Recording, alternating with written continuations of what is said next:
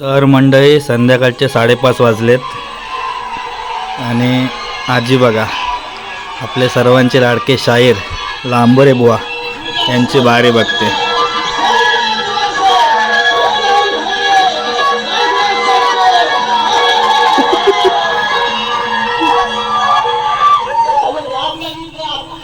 सर्वांच्या मनावर अधिराज्य गाजवणारे लोकप्रिय शाहीर एकाजी लांबरे बुवा यांची आजी बारी बघते. संध्याकाळचं वातावरण आहे मस्तपैकी.